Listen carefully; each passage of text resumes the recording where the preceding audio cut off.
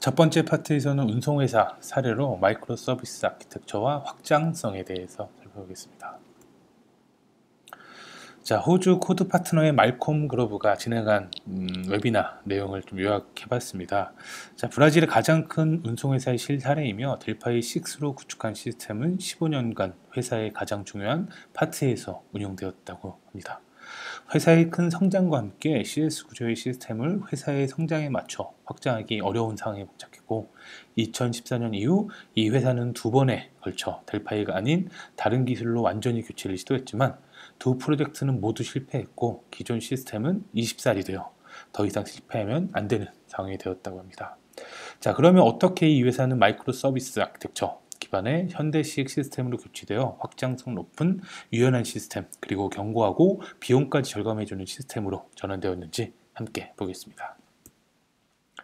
회사에 대해 간략히 소개해 보겠습니다.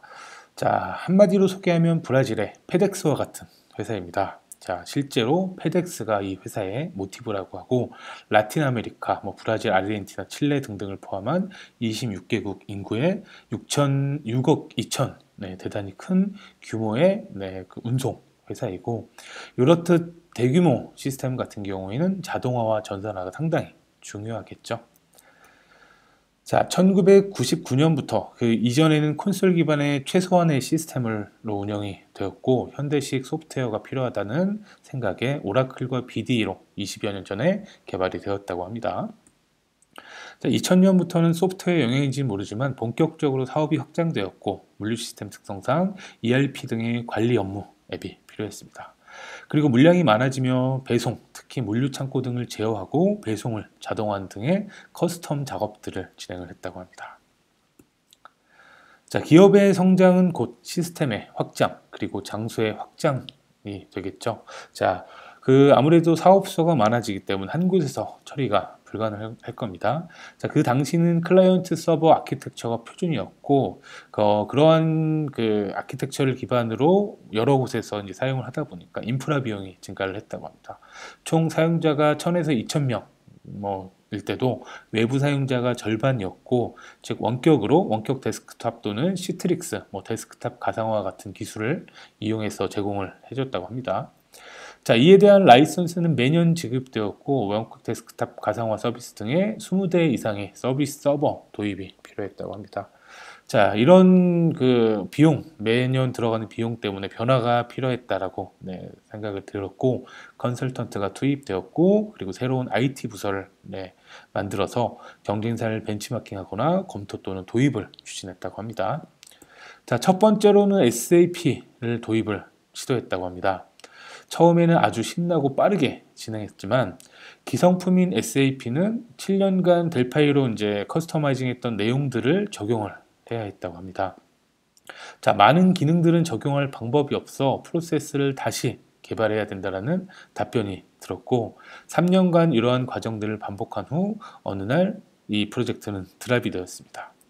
자, 사용 시스템 같은 경우 사용자 요구사항을 받아들이기 상당히 어렵죠. SAP 또한 마찬가지입니다. 사용자 요구사항은 대부분 표준이 아니기 때문에 이러한 사용자 요구사항을 적절하게 도입하기에는 사용 시스템에서는 명확한 한계가 있었다고 합니다. 자, 그 다음으로는 오라클 자바를 도입을 추진을 했습니다. 이미 오라클의 헤비 유저였고 120개 코어 프로세스 그리고 20TB의 데이터를 관리를 했다고 합니다.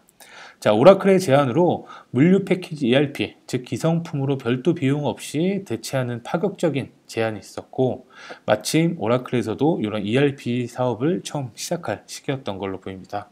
자, 그래서 합리적인 주장처럼 보여서 결정을 했습니다. 하지만 커스텀한 요구사항 적용에 너무 오래 걸렸다고 합니다. 자, 기존 델파이로 개발할 시에는 개발 및 테스트 포함해서 2주에서 4주면은 배포했던 과정들이 3, 4개월 또는 6개월 후에 배포하는 등 그 배포 시간이 너무 길어졌기 때문에 이미 고객들은 델파이 생산성에 익숙해져 있고 이러한 것들이 상당히 불만족으로 나타났다고 합니다. 자, 그래서 내부적인 커스터마이징과 그들이 완전히 통제 가능한 소프트웨어들이 필요했고 그리고 마침 새로운 본사로 이전했고 새로운 자동 분류 적재함 등이 추가가 되었다고 했고 그리고 지속적으로 이 기존 시스템들은 추가 개발되어서 더 많은 고민이 되었다고 합니다. 자, 새로운 도전이자 역사로 기록될 변화는 델파이와 함께 2018년도 하반기에 시작됐습니다. 운영하는 어플리케이션은 수많은 커스터마이징과 응답 시간이 필요했고 높은 생산성 또한 필요하다는 것을 기존 프로젝트를 통해 체득했습니다. 자, SAP와 오라클, 자바로는 비용도 높고 이 요구사항을 처리하는 데 큰 한계가 있었습니다. 그래서 델파이를 이용한 마이크로 서비스 아키텍처, 컨설팅 및 아키텍처를 수립했고 결국 델파이를 깨닫는 데까지 많은 시간이 소요되었다고 합니다. 사실 그 전에는 지금과 같은 기술이 없었던 것도 원인이 될 것입니다. 현재는 RAG 서버 그리고 리눅스 배포 등과 같은 아키텍처를 제공을 하고 있습니다. 자, 결론을 살펴보면은 그들은 수년간의 시행착오의 결과가 이 슬라이드에 압축이 되었습니다. 개념 증명, 즉 POC를 진행을 했고 POC 과정은 컨설팅과 함께 진행을 했다고 합니다. 자, 그들에게 소스 코드, 모듈, 백로그 등을 설명하고 복잡성을 이해하고 회사의 장기적인 계획과 시나리오를 수립하는 데 함께 했다고 합니다. 그리고 새로운 아키텍처를 세우고 그중 일부를 개념 증명했고 하지만 이미 소스 코드가 있었기 때문에 그 작업들이 훨씬 수월했다고 합니다. 그래서 그 또한 그것을 다시 작성하기에는 너무나도 위험이 크고 너무 많은 비용이 든다는 것을 다시 한번 느꼈다고 합니다. 추가로 안드로이드 앱의 아이디어 그리고 바코드 리더 새로운 배포 방안을 5일간 컨설팅 했고 덤으로 오래된 하드웨어 교체가 가능한 바코드 리더 너무 오래돼 구하기 어려웠던 그 장비들을 교체를 해야 하는 계기가 되었다고 합니다. 자, 크게 실패했던 두 번의 프로젝트를 통해 많은 돈과 시간을 소비했고 45일간의 개념 증명을 마치고 시험 운영을 통해 성공을 확신했다고 합니다. 새로운 아키텍처는 무엇보다 막대한 비용을 절감할 수 있었고 더 큰 것은 기존의 델파이 팀을 유지할 수 있었다는 것입니다. 막연한 두려움이 있었지만 그들은 시작을 해서 확인을 했고 새로운 길을 걷고 있습니다. 다양한 학습 후 현재는 자신감이 매우 높아진 상태라고 합니다. 이 개념 증명은 실제 2명이 총 8개의 라이센스를 통해서 수행을 했다고 합니다. 자, 그것의 중심에는 마이크로 서비스 아키텍처가 있습니다. 자, 마이크로 서비스 아키텍처는 다양한 패턴으로 이제 사용했고, 자, 지금 화면에 보이는 것들은 실질적인 예시를 제가 좀 정리해서 안내를 하는 겁니다. 자, 여러분들의 시스템을 구성하는 데 큰 도움이 될 것이라고 생각을 합니다. 자, 마이크로 서비스 아키텍처는 간단하게 서비스들을 잘게 쪼개서 각 서비스 간의 어떤 통신을 통해서 서비스를 유연하고 좀 확장성 높게 구성하는 그러한 개념입니다. 대부분의 규칙들은 마이크로 서비스에 있고요. 특정 서비스가 많아지면 이런 마이크로 서비스를 더 증설하는 등의 추가해서 확장성이 높여질 수가 있고 그리고 계속 운영하기 위한 다양한 보조 도구들이 필요하고 개발과 배포를 통해 개발 환경을 그 프로덕션 환경으로 그대로 배포하는 등의 그런 장점들이 있습니다. 자, 그래서 각각의 레이어를 좀 간단히 살펴보면은 자, 먼저 왼쪽에 있는 부분은 액세스 레이어입니다. 자, 어떠한 요청을 분산하고 실제 서비스로 연결해주는 게이트웨이 역할을 합니다. 거기에서 리버시 프록시 로드 밸런서에서는 트래픽 같은 경우에는 자, HTTP 요청이 오게 되면 요청을 수신한 다음에 각각의 서비스들로 전달을 한 이후에 받은 내용을 응답해주는 역할을 합니다. 자, 그리고 레스트 요청 시 하위의 마이크로 서비스 등과 연결을 하고 응답해주는 역할을 하고요. 하프록시 같은 경우에 소프트웨어 로드 밸런서 역할을 합니다. 그리고 네트워크 스위치를 제공하는 L4, L7 기능 및 로드 밸런서 기능을 한다고 합니다. 자, 그리고 어플리케이션 레이어 같은 경우는 핵심적인 비즈니스 로직을 포함하고 있고 서비스별로 독립적인 프로세스로 운영되기 때문에 개별적으로 이런 확장을 하거나 분산을 하기에 상당히 용이한 구조입니다. 자, 그리고 퍼시스턴트 레이어는 이제 데이터 제공하는 역할을 합니다. 전통적인 RDBMS에서 데이터를 가져와서 사용을 할 수도 있고 이러한 데이터 그리드는 메모리 클러스터 역할을 합니다. 여러 서버에서 그 메모리를 공유하는 그러한 역할을 하는데 별도의 서비스로 제공을 하고 있기 때문에 여러 개의 서비스에서 공유할 될 정보를 데이터 그리드를 통해서 공유를 하게 됩니다. 여러 서버 간 메모리를 공유한다고 합니다.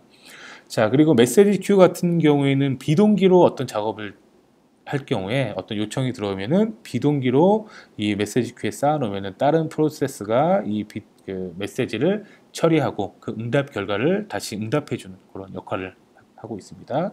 여기에서는 RabbitMQ라는 메시지 큐 사용을 했고요. 자, 그리고 어널리스틱 레이어 같은 경우에는 로그 수집하고 분석하고 서비스를 모니터링하고 그 내용들을 시각화하는 그 과정을 진행하고 있습니다.